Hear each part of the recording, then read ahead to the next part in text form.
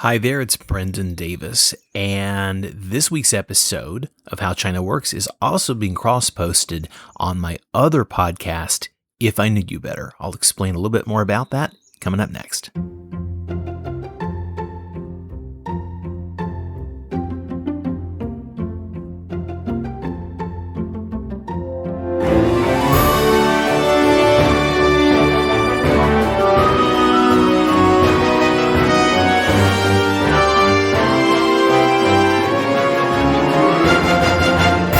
Hi there, and welcome to How China Works, either as a returning listener or for the first time, maybe if you're catching this on the other podcast channel. I'm Brendan Davis. My co-host Ying Li is back in Beijing. I'm coming to you from a very lovely yet very noisy Palo Alto, California. I will talk about this in just a few moments. It is rather loud, as you can tell. There are both all the nice sounds of birds and nature, as well as some construction down the street. And I'm in a very lovely but very old home with very thin windows and walls. So nature kind of comes right in. So hopefully that just adds a little bit of color. I want to say a few things on both of our behalf. First of all, here with How China Works, we will be doing very sporadic shows for the time being, given the far-reaching impact of the novel coronavirus, now known as COVID-19.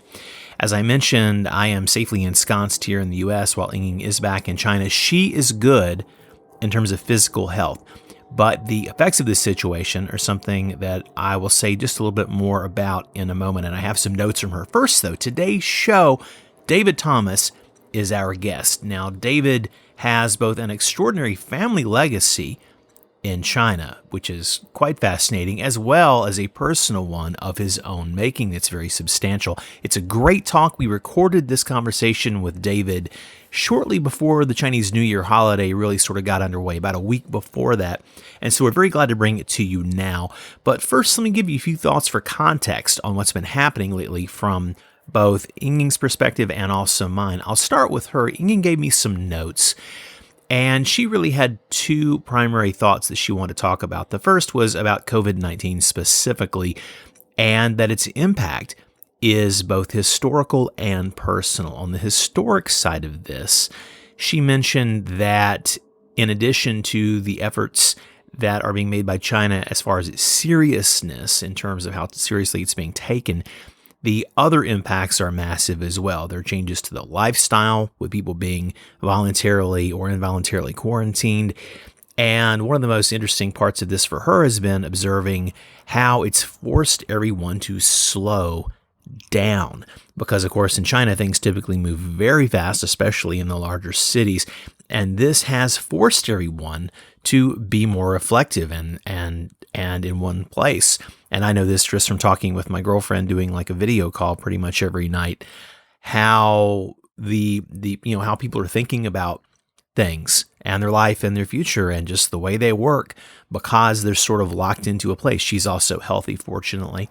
But Ying talked about the personal aspect of this. She's really stuck there in the center of it, not in the epicenter, fortunately, of the outbreak. She's in Beijing, but she is observing this. She's feeling both on and offline how people are thinking and feeling and talking about this.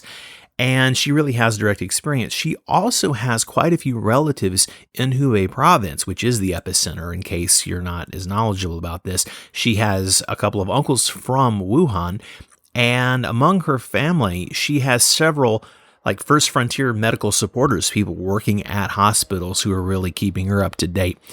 And one of the interesting things that she mentioned is that traditional Chinese medicine, TCM, has been reported to be having some efficacy in whether it's treating the virus or treating some of the symptoms.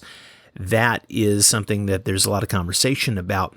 But it's interesting that if this is proven out, that maybe that would open the door to TCM in the West in a way, at least as a modality that's taken, frankly, more seriously. The other main point that Ying wanted me to sort of address on her behalf was the media's role in all of this. She stressed how, of course, the truth is always important, but more than ever, this flood of information that we get is not always helpful. It can create new challenges to try and know some objective truth. And of course, she mentioned something that I'm very familiar with from reading the Western media here in the States about how discrimination and xenophobia are very unfortunately running amok in places all over the world where they have Chinese residents or visitors or students or travelers or just people who are frankly Asian and people can't tell other people apart. And that's, we're not going to fix that on a podcast, but we wanted to mention that perhaps the media does have a role to play in helping to alleviate this situation. And I have seen some articles trying to shed light on it, although I don't know if the people who have such reactions are really that up on reading, the Washington Post or something. But it does point out that even people who are otherwise capable of critical thought can fall victim to the pernicious influence of disinformation.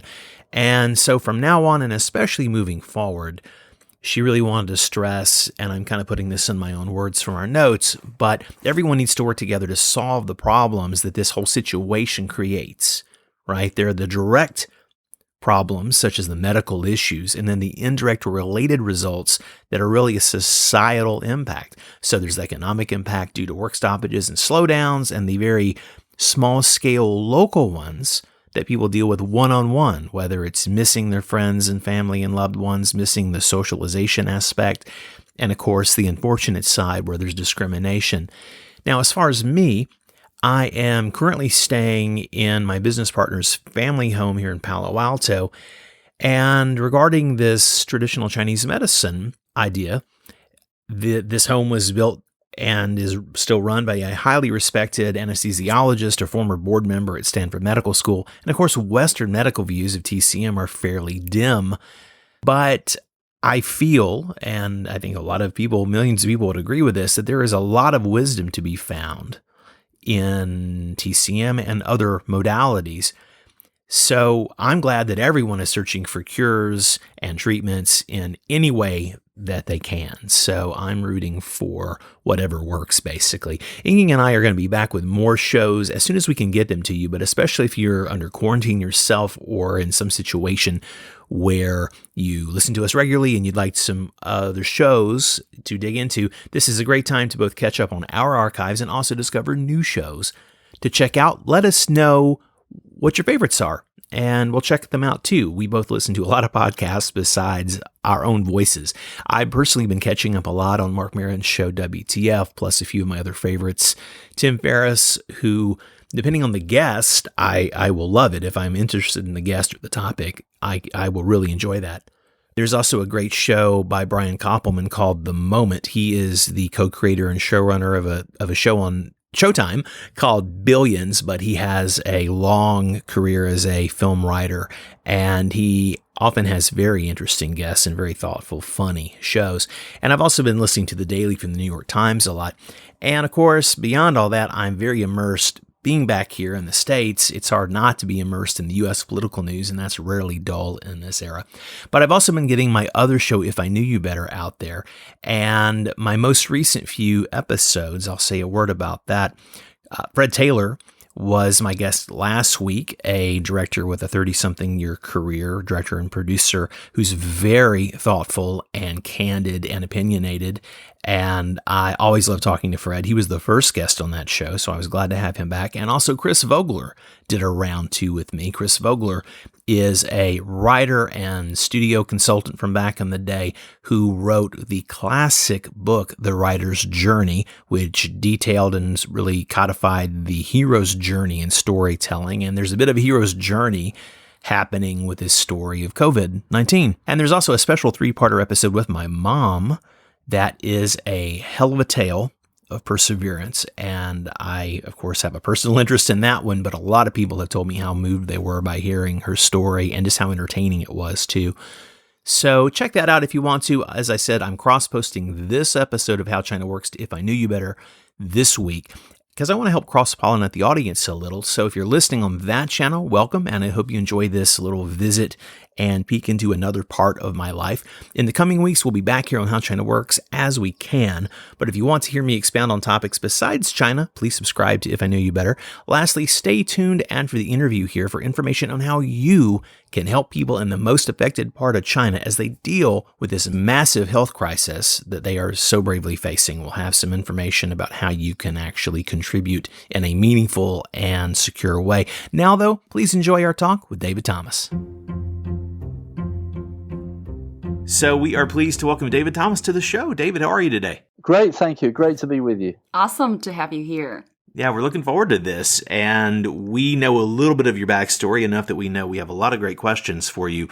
Please first give us a brief self-introduction on yourself. Who are you, where are you from, and what's your story? Yes, so I'm David Thomas. I live in Sydney, Australia, but I've also lived in London, where I grew up in the sort of 70s and 80s, and then in Hong Kong in the 80s and 90s. But I've lived in Australia since 1995. I have an interesting family background because my father, Michael Thomas QC, was the Attorney General in Hong Kong from 1983 to 1988, and he was brought in by the Hong Kong government to work with the Chinese and the British to enshrine the English rule of law into the Joint Declaration, which later became the Basic Law of Hong Kong. So I lived in Hong Kong with him during this period and subsequently, and of course this opened my eyes to, the exciting opportunities happening in China, that China was opening up and starting to deal with the West. And of course, I started to learn a lot about some of the cultural issues as well. So that was in the early 80s. I got excited about China, and I've been going back to China pretty much ever since being in Australia, working with Australian companies in China and working with Chinese investors and entrepreneurs in Australia. So I have a long background in the China space, and it's probably the defining part of my life, really. Very impressive. So instead of calling yourself Thomas, like Thomas, right? You have a Chinese name, Tang Mingda. Would you like to explain to our audience briefly what do those Chinese characters culturally mean? Well, the Tang dynasty, of course, is the dynasty that everybody respects and loves in China. But my Chinese name is a bit of a cheat, really, because my father was called Tang Mengji, which was, his sort of legal background. He was a sort of government official, and he had a long and impressive history in the legal profession. So when I went to Hong Kong, all my friends said, you should be Tang Mengda, because everybody will associate you with your father. And it's a bit cheating, really, because you're meant to be a brother or on the same level to take the first two characters. But anyway, so be it. I'm Tang Mengda, and it's always a good conversation starter. Everyone loves talking about my name. So you're pretty happy about Mingda. Very happy, and everybody thinks it's a very good name, as I hope you do. That's pretty Chinese. That's very cool. And, I always say, it ain't bragging if you can do it. So you come by your birthright, honestly. Well, you don't get the chance to pick your own name, do you? So, if you're gonna do that, you might as well pick a good one. Well, I couldn't agree more. How have some of the key trends in China, how have things evolved over all your years engaging? I mean, you have a deep history and you've got a pretty wide lens on this. What's it been like watching history in the way you have, and how have these things been evolving?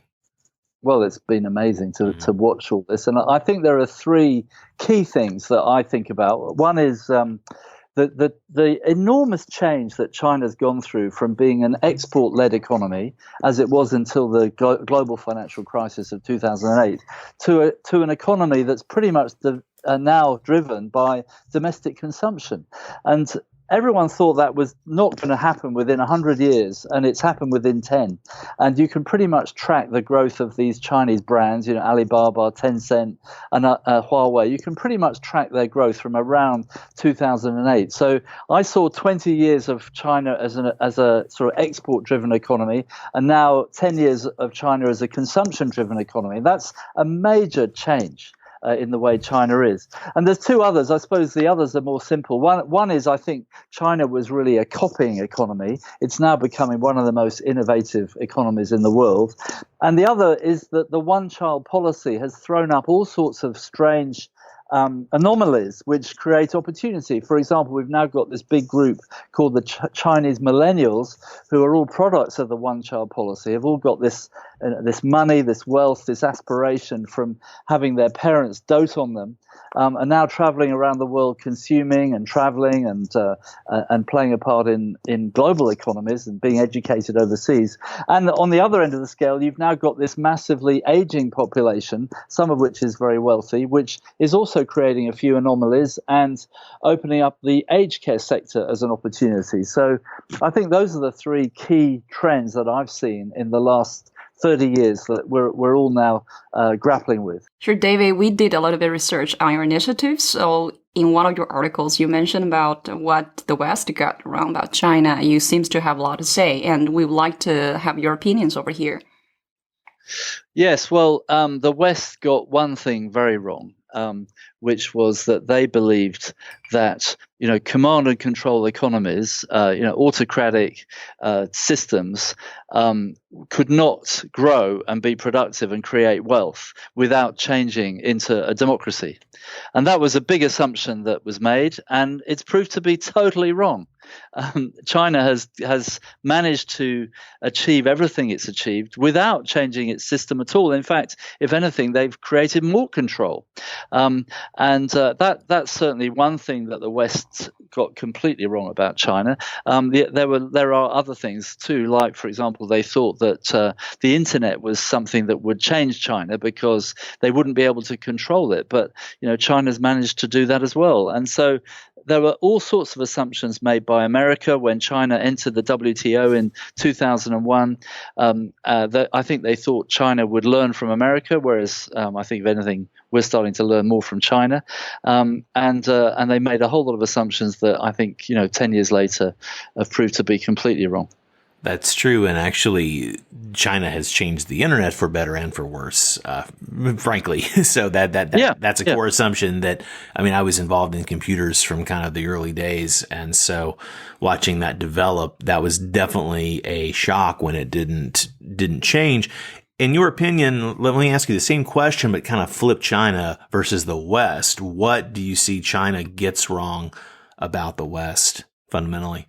Well, I think China I think it's changing, but I think China has made too many assumptions about the benefits of money and power and influence and connections, and have gone around the world doing business and investing in a Chinese way, without necessarily adapting to the Western way. And I think there's plenty of examples in history of countries that have become wealthy and started exporting and going overseas and got it wrong.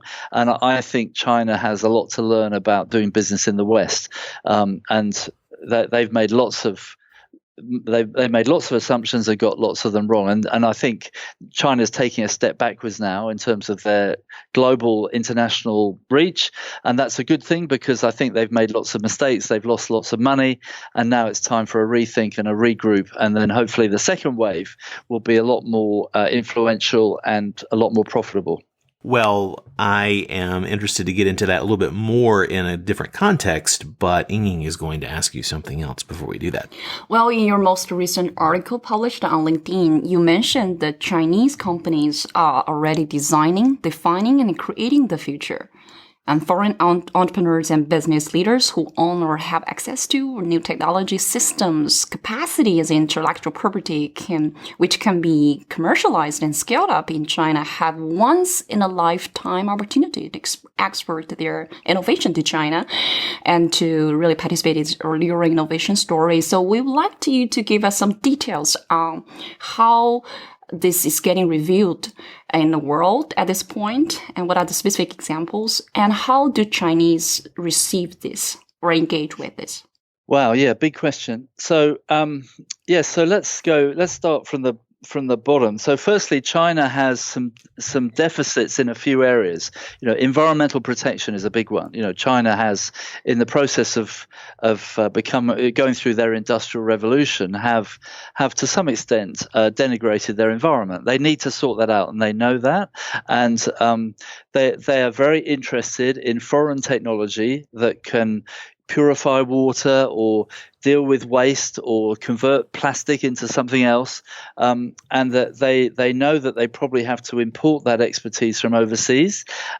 Remember that China has the money and the market, and so I think there's a once-in-a-generation opportunity for foreign entrepreneurs in this area, plus a few others, and I'll talk about them in a minute, to export that capability and commercialize it in China to solve some of China's problems, to raise money in China, to develop their technology and scale it up into China, and then to go global from China to the rest of the world. And I'd like to see that happen in environmental protection, which is one obvious area, but there's also others, particularly healthcare, food and food services, education, tourism, and actually the aged care sector too. As I mentioned, the one-child policy has thrown up this opportunity, I think, for the aged care sector.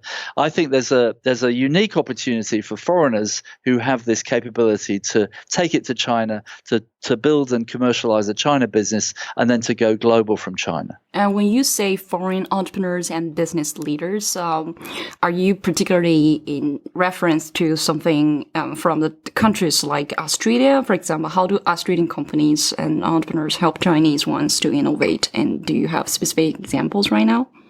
Yeah, well, we're doing a project right now for a Australian company that has a technology in biodegradable plastic. So they add a resin to the manufacturing process that allows plastic film that's used in agriculture. So, thousands of acres of Chinese crops are covered in plastic every year to protect them from the elements.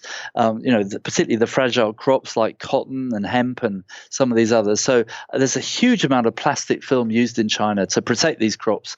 Our client has the capability to turn this plastic film into biodegradable plastic film. So this is a game changer for China. China has said that in the next 10 years they want most of their plastic to be eliminated.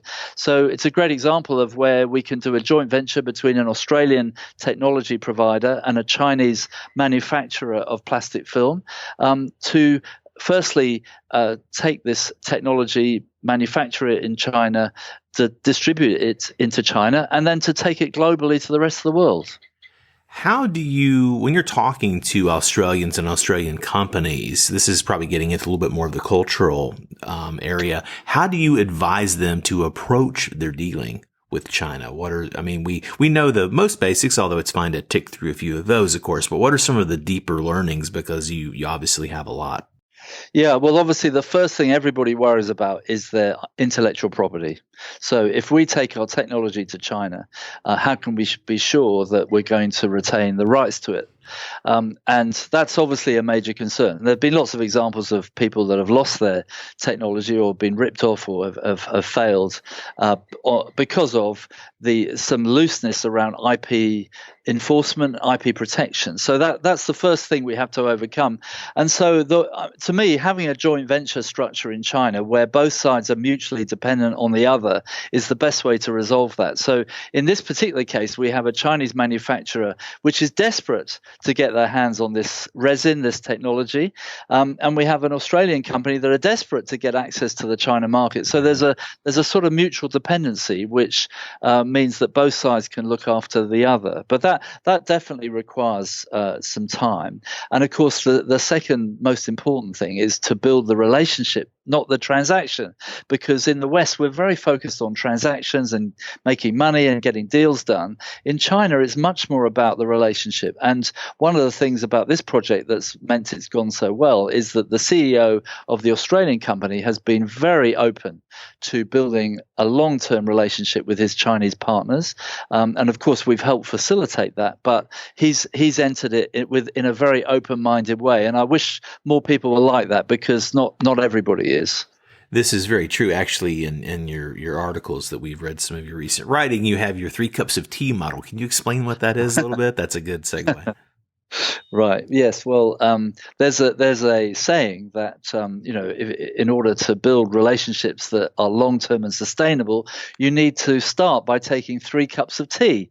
So the first cup, you're a stranger, and so it takes time to win the confidence and the faith and the trust on the other side to take the second cup of tea, where you become a friend. And this can take months to get from the first cup of tea to the second cup of tea, but it's just a sort of analogy to explain the process you go through, because if as a friend you can get to the third cup of tea where you become a trusted partner, trusted part of their family, then of course the business can flourish. But it takes time, and most people are looking to do things far too quickly. And from my experience, when something goes wrong, it's probably because you've rushed the process, and you need to go back and start again, and look for ways to build that trust and relationship. Well, as you say, this is something that it's contrary to the typical way that us Westerners approach this, and moving into something that's a bit more pointed and relevant today, specifically in the news. What are some of your thoughts, broadening this out a little more globally? And of course, I love Australia, and of course, Australia is a major power. But as we look at this multipolar world, the 2 biggest poles are the U.S. and China. And of course, everything else sort of fortunes rise and fall based a lot on the success or not success of that relationship. What are some of your thoughts on the U.S. approaches to dealing with China's rise? And then we'll also sort of ask you to flip that around. Yeah, well, as I said at the beginning, the US made lots of assumptions back in 2001 when China was a much smaller economy and they entered the WTO. And of course, America did very nicely out of that. They got access to very low cost manufacturing. They got access to China as a market, and everything was going swimmingly until China got quite strong.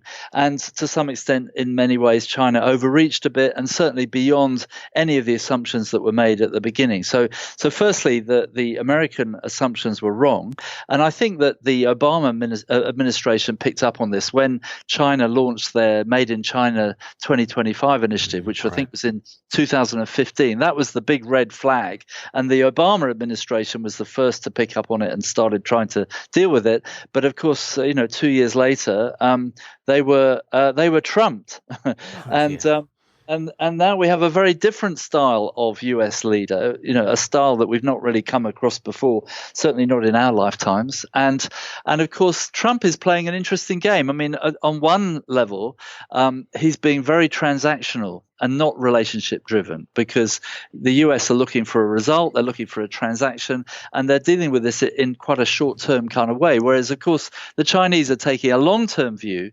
They're looking at it more from a long-term relationship point of view. And so, in my view, there'll never be a deal done because they're both coming at it from completely different angles. But one thing that I think is interesting and must be remembered is that Trump is playing a very clever game with President Xi, because whenever Trump says anything about President Xi, he always says he's my friend, he's a great guy, you can trust him, he's a great leader, and so he's actually understanding Chinese culture by doing that, because he's retaining that relationship at the high level whilst trying to transact at a lower level. And I think it's fascinating to watch. Well, we don't get overly political here, so I will avoid doing that. I will say that attributions of genius to Trump are something that I take with about a pound of salt. But I appreciate the accidental benefits of the chaotic approach. And what you're saying is very true. I mean, because the idea of maintaining that, anything that's quoted in the same paragraph or sentence or article, he is saying he's my friend. So, speaking of preconceptions, of course, I mean, you mentioned the U.S. thinking that China would change and, with a WTO admission, et cetera. And then, of course, China's going to be what it's going to be. And they likewise made a bunch of, specifically dealing with Trump, vis-a-vis what you just said, they made a lot of sort of historically obvious mistakes now. And of course, the tact has changed, especially deep in this trade war. The big one that I heard prior, like after the election of 2016, but before he was in office, was I had so many Chinese friends and colleagues being very optimistic, thinking, oh, you know what? He's a businessman. He's transactional. That's not really our style, but we can understand that. And to sum up a lot of thoughts and feelings and what I've read as well, the consensus seemed to be among many, many very smart and otherwise successful people here in China that, you know what, that's not our style, but we've learned enough that we know how to deal with that style. And then, of course, like you said, he has accidentally or intentionally been something else. What is what's another example or two of the Chinese approaches to the U.S. that you think have not been successful and need to change? Of course, they're in the middle of discovering some of these, but what can you boil it down to? Well, I think there has been some issues around intellectual property, and America is probably right to point out that some of their IP has been stolen in China. I mean, we can go into lots of detail around it, but I think that China has overreached in some areas, and they haven't necessarily played by the rules. But they would probably say, well, nobody ever challenged us, and we've been allowed to do these things for a long time, and everybody's been too scared almost to challenge China because they're such an important market for everybody. Nobody can afford to fall out with China in today's global economy. That's the only economy really that's creating productivity and growth. Everybody has China at the top of their list of trading partners. Nobody can fall out with China, and to some extent, China has got away with a few things that perhaps other countries might not have got away with. Well, it's very interesting as I'm sitting here listening to both of you. Well, both Brendan and I, in some way, we have focused a lot on the U.S. and China in terms of technology, business, and culture, and, even sometimes we go to the humanity level of conversation. But the thing is, as I was listening, I was revealing two keywords over here when it comes to building the trust or securing the deal. I think one is transparency, and another one is patience. I think both these words combined could help at least a little bit this whole trust building process going a long way. Well, when you were just touching a little bit about the investment from China in improving, or at least showing the willingness to improve the IP protection and a lot of new development. So China, you said that China will pour billions into innovation, R&D, and technology, e-commerce, with the view to disrupt a wide range of industries around the world. So particularly like right now, it's happening in the news that particularly those rely on the intermediaries to match buyers and sellers, those kind of things. So can you give us specific examples if you yield successful results already? If not, what are the reasons behind it? Yeah, how are they disrupting the previous status quo with their investment? Well, yes. So China had a going out strategy, which was a deliberate attempt to go overseas, to invest in industries, to learn about how the West does business,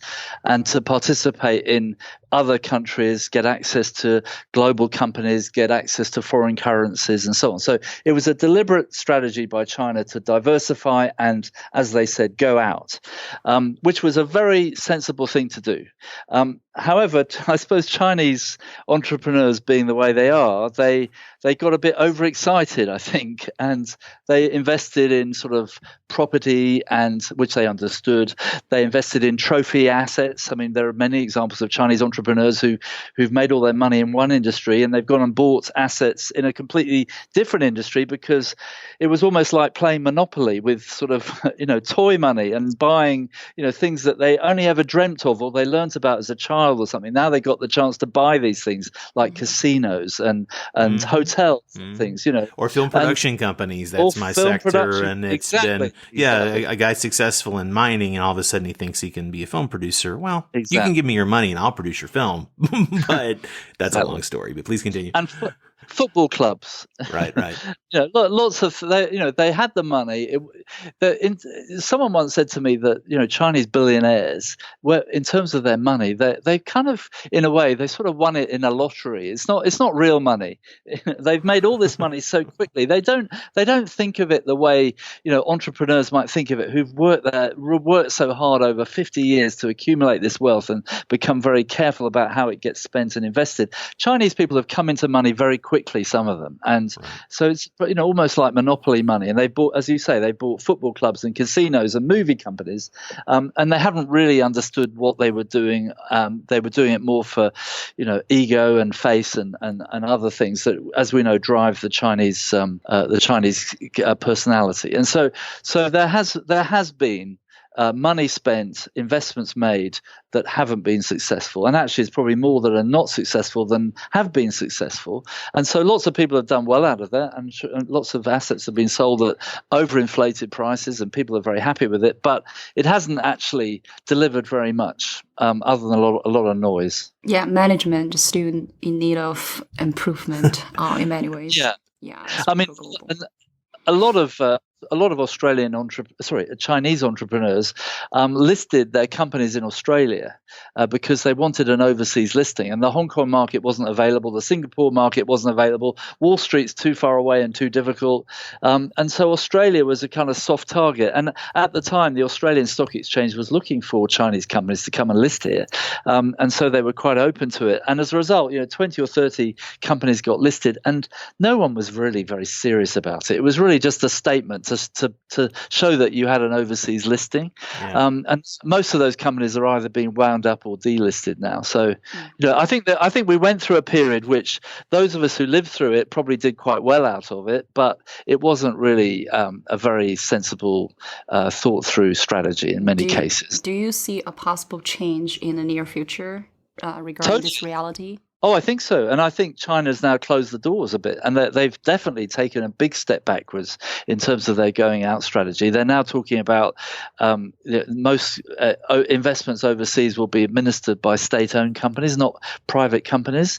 So there's definitely been a step backwards, and I welcome that. I think it's a good thing to almost retreat back to base, have a rethink about what they're doing, and then the second wave, I hope, will be more productive and achieve much better results. Well, you said we'll see many family-owned Chinese company develop strong household brands in global markets and possibly become more public companies to rival the likes of Apple and Microsoft. Can you give some names here if you see any, trends or any kind of case studies? I think anybody we should invest in. I think Alibaba is going to be a massive global company one day. I think Alibaba is a fantastic company, and I would definitely, and I have invested in Alibaba. I think you won't lose money in over 10 years in Alibaba. I think you'll do very well. I mean, it's quite expensive as a stock, but it's a great company, and they'll do very well. And I think with more names coming out of China, like Haier, the white goods company, I think they're very well organized. I've got some friends who work for Haier in Australia, and they're always praising the way Haier is run. I think Huawei is a fantastic business.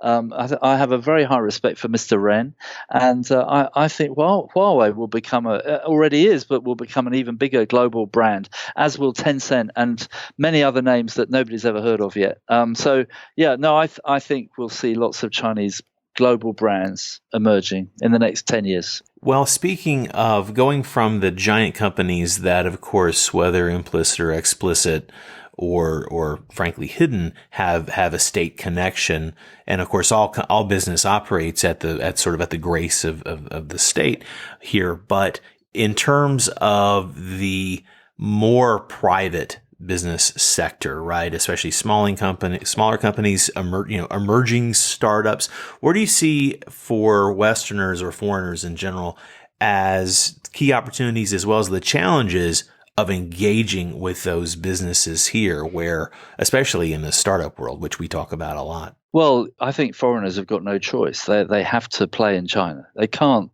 sit on the sidelines because these disruptors are going to mess up their own industries very quickly if they wait. The Chinese work harder. They've got the money. They've got the market. They can scale up very quickly.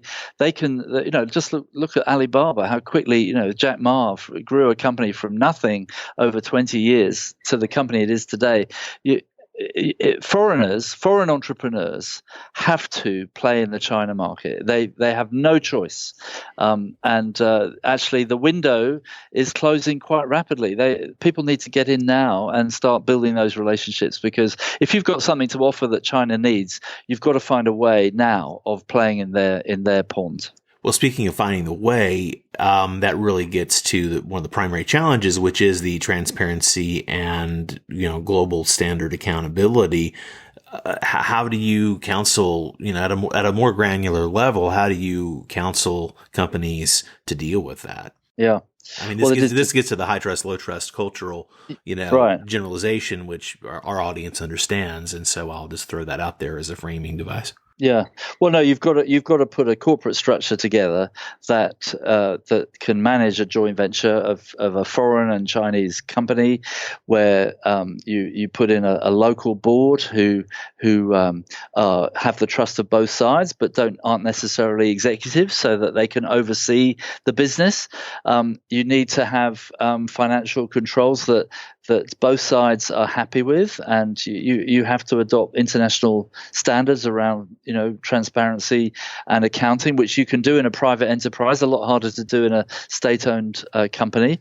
China, of course, is changing, and they want and welcome foreign involvement. In fact, I think one of China's greatest disappointments today is that they haven't been able to persuade foreign companies to set up their regional headquarters in China, and that they all go to Hong Kong and Singapore and other places, and Australia and other places. I think China desperately would like to encourage and incentivize and motivate foreign companies to set up in China. And to do that, they know they have to change and make it more open and transparent. They have no choice in that area. And so we'll see that change, I suppose, slowly, but we will see that change. Well, slow change, change happens a lot of ways, as we're saying, slowly and gradually, and an evolutionary way is, of course, the one that actually we've been mostly used to, frankly, in the West. But right now we are in this period of upheaval, for lack of a less dramatic word. And as the East-West dynamic is basically in a blender, right, at high speed with things changing constantly and the mutual mistrust, et cetera. What do you see as some primary, cautions that you give to people, as well as tips for navigating this at a kind of zooming out here at a more global level? Well, I think the greatest risk that we face now is that we'll end up with two worlds. We'll call one the Anglosphere, and we'll call the other the Sinosphere. So you could say these will be the areas in the world where Huawei will be allowed to do business, and the areas where Huawei won't be allowed to do business. Right. I mean, we could end up with the Great Firewall of China being extended to the countries that are willing to be open to China, which may or may not include Australia, by the way. I mean, I think it could go either way right now. I mean, I know which side of the fence I'm on, but not every Australian sees it that way. So we could end up, the worst case is we end up with these two spheres, and I suppose if you want to do business in one part of the world, you won't be allowed to do business in the other. That's the risk we face. Sure. I mean, and of course we don't know, any of us know for sure, but we know what these two sort of macro potential outcomes are, and the people who I track and sort of I sync with the most are of the view that we are having this, in a multipolar world, we really have these two giant poles, and whether or not the rest of the world accretes like definitionally to one or the other remains to be seen. But how do you between now here in the immediate and then in kind of the medium term, how do you navigate this? Because it's hard to make long range plans. The sorts of businesses that China wants to encourage to come here, people want to build roots, and giant corporations don't like to establish a regional office in a foreign country without some certainty that it's going to be operational in, 5 or 10 years. So how do you recommend people, what's the decision matrix about whether it's worth the risk? Because you're never going to get rid of the risk. Right. Well, it's a risk versus reward, isn't it? Ultimately, you've got to make that call. And I would say the reward of getting it right in China is worth 100 times the risk because. Wow. Because you're in the market which is growing the fastest, which is becoming a consumer-driven economy where they're investing in innovation. I mean, in 20 years' time, everyone will be in China. It's just that not everyone will be able to get into China in 20 years' time. Right. This is the opportunity right now. And actually, I might just say now, because it's important, I think, that I was listening to your interesting discussion with my friend Professor Kerry Brown yesterday.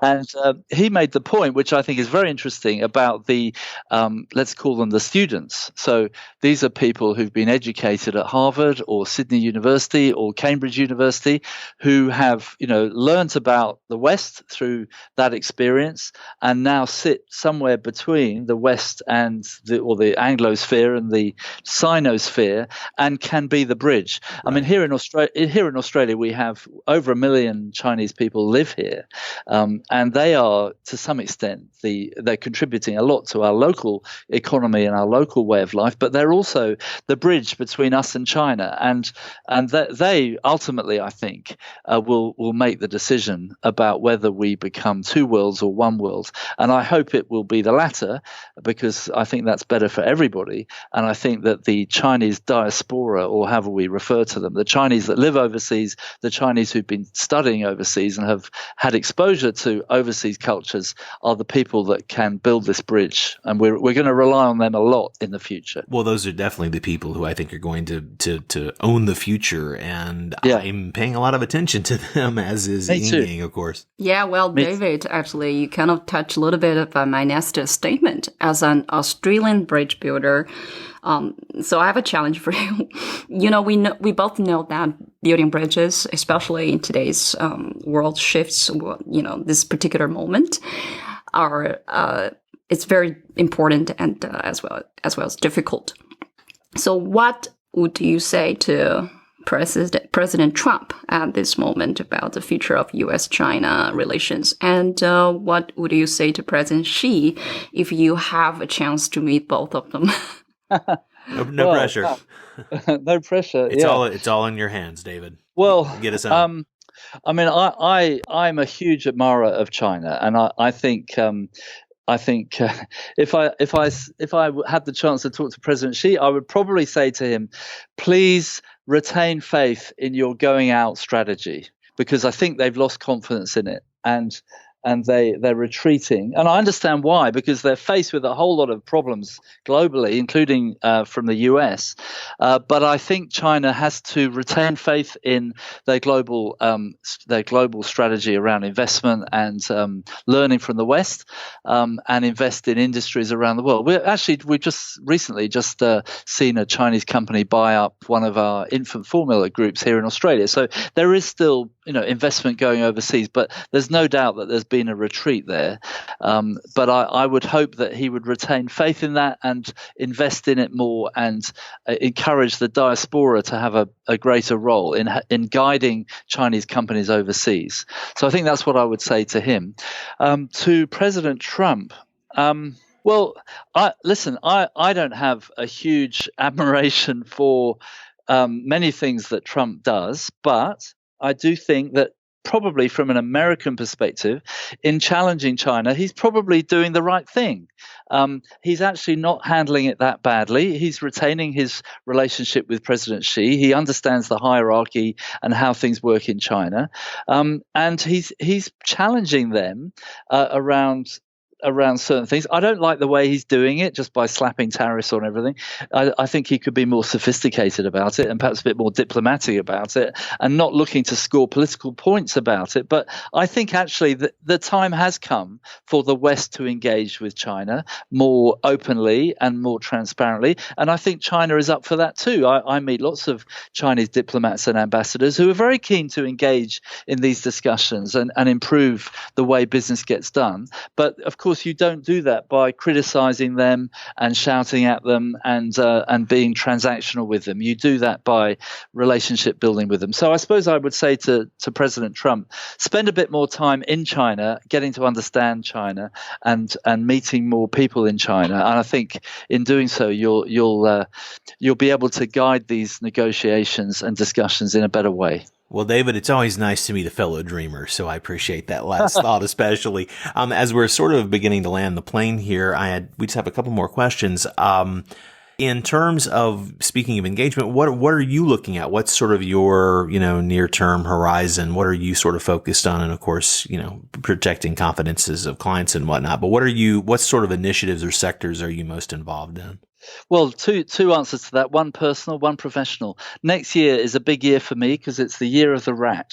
And if you divide my age by 12, you'll know that it's a big milestone for me next year. And my whole family and many of my friends from all over the world are all going to the Great Wall in Beijing in April for a major birthday celebration, and I'm very excited about that because most of them have never been to China.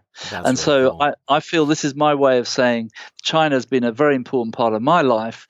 I'm now turning this great milestone. I'd like you all to come and experience China for yourself. So I'm very excited that they're all doing that. They're not just going to Beijing. Many of them are going to be traveling around China. And so from a personal point of view, I'm looking forward to that in April next year. From a professional point of view, I've got 5 or 6 different projects on the go at the moment. There's 3 of them in environmental protection. I mentioned one in the plastic film. Right. We're doing one in the sort of big scale solar project in China. I've got one I'm doing a project in food services where we're exporting food services into the southern China market, the Greater Bay Area.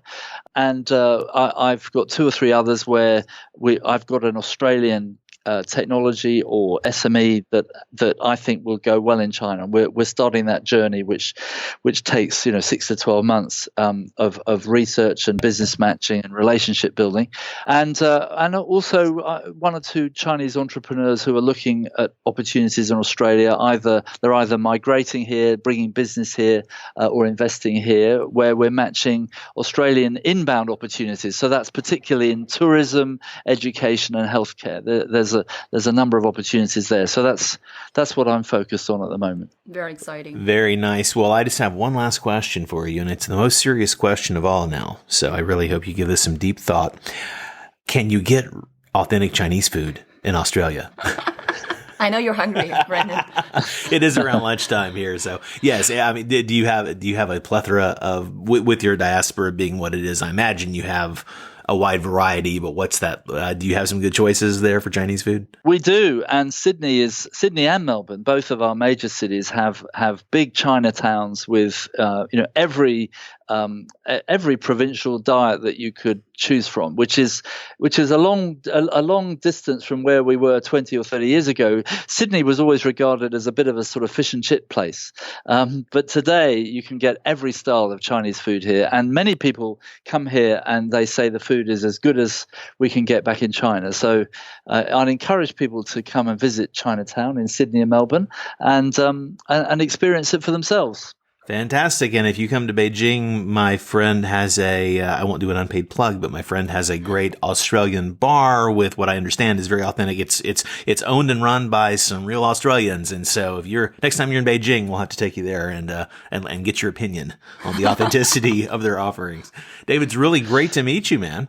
Me too. I enjoyed it. Thank you for reaching out. Really good to chat to you too. We're looking forward to having your great stories and great experience and great, of course, insights about bridge building in the future with us. Thank you. Thank you so much. Well, thank you, and keep up the great work because I think you're doing a great job of bringing attention to these issues globally. Well done. Okay, we hope you enjoyed that show. Don't forget to visit howchinaworkspodcast.com to learn more about all of our other shows and information about what we do out in the world when things are normal. But until things are back to normal, it's great to help if you can. And Ying did a good bit of searching to find a resource that we felt confident in sharing with you, the listener, as far as a way that you could possibly help as well. We are going to be putting out on our social media a website that can be accessed either by URL or by QR code so that you can funnel some resources or aid to the parts of China that are most affected, Hubei province and specifically in Wuhan. And it's in Chinese, but Ying has thoughtfully kind of done screenshotted and circled the buttons you need to hit to kind of get into the weeds.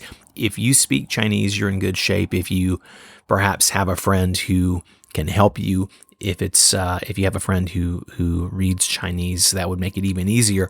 But please check this out. They're trying to direct aid specifically to the places most impacted.